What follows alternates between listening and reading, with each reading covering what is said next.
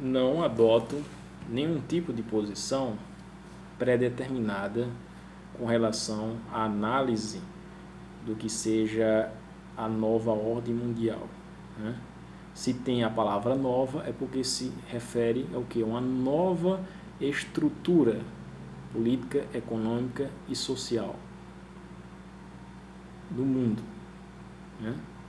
E se nós pensarmos em outros contextos, essas estruturas, né, elas foram mudando, né? Estruturas de impacto mundial, né? No início do século XX, a Primeira Guerra Mundial já mexeu com a configuração política europeia, né? O Império Alemão cedeu à formação de uma república, a República de Weimar, né?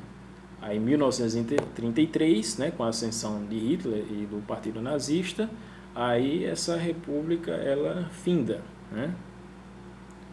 E o Império Austro-Húngaro, né, toda aquela queda ali, aquele crash, né, era das potências centrais da Primeira Guerra, né? Sofreram um crash ali, alterou a configuração da política europeia, né, no balanço de poder internacional, né? Agora, o que existe de diferente dessa época, agora particularmente do início do século XX para cá, e séculos passados até onde a gente sabe, né?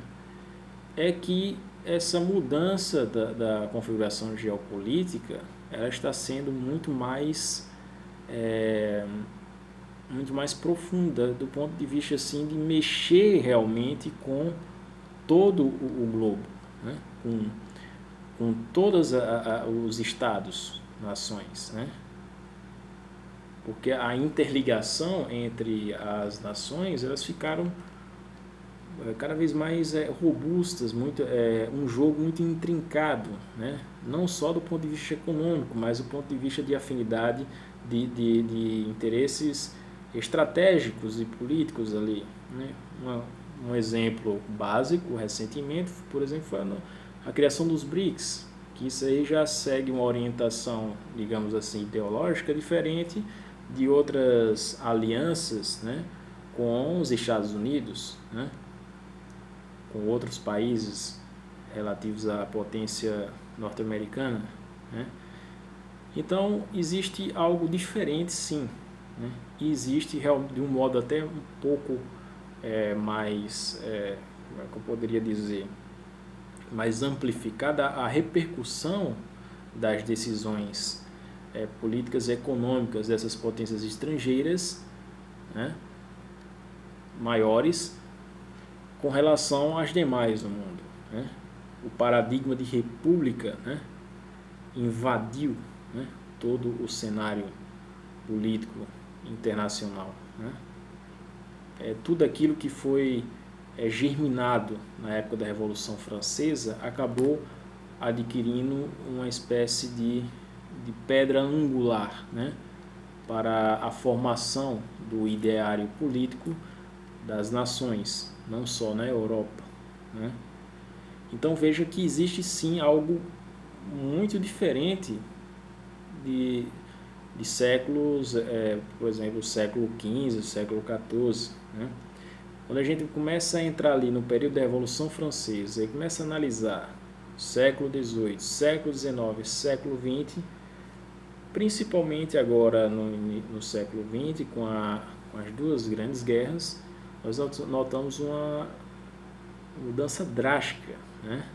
E o impacto também da tecnologia, a maneira como ela avançou, a maneira como ela conseguiu atingir inovações técnicas como jamais se viu, né, na história conhecida, né?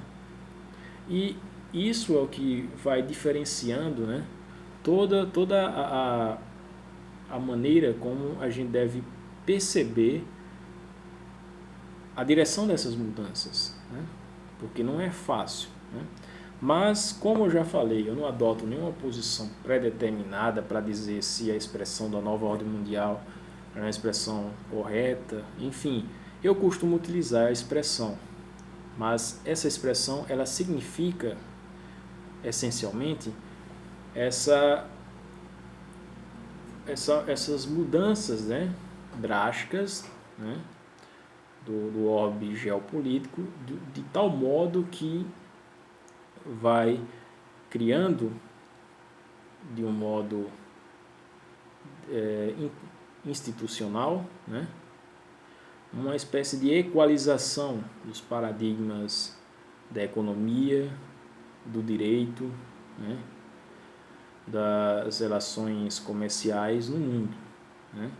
E, de fato, as entidades supranacionais acabam ganhando cada vez mais respaldo, né? Cada vez mais força, né, nas decisões internas dos países, né? Por mais que exista, obviamente, a, a ênfase, né, da soberania, né, as constituições é uma diferente da outra, mas existe por trás aí essa força, né, internacionalista. Porém, essa crise atual, a meu ver, ela deixa, né, essa crise eu não estou querendo especificamente associar com a pandemia, mas pegando tudo que vem ocorrendo, né, de 2016 para cá, né, com a eleição de Trump, né, o Brexit na Europa, né, é que tudo isso está criando uma crise até mesmo nesse projeto dessas instâncias supranacionais ditarem o que cada país deve fazer, o que não deve fazer, o que deve ser tomado por paradigma aí, né? E é claro que o que subsiste por trás de tudo isso, né, que muitos não chegam a tocar tanto no assunto, é a nova maneira das finanças internacionais elas se articularem, a maneira como o dinheiro ele vai sendo remodelado, né? Como assim que eu estou querendo dizer? Por exemplo, o fim do papel moeda, né, e a introdução de moedas digitais, né, de uma série de outras coisas. Não que eu estou dizendo que é inevitável o fim do papel moeda, mas existe uma tendência muito forte, né, quanto a isso aí. Porque há, sim, a meu ver, um forte vetor para um controle financeiro, né, por trás de todo esse processo de digitalização, né, de utilização de transações por meio da eletrônica, né, da tecnologia que vai sendo cada vez mais aprofundada, né, no cotidiano. Então existe sim algo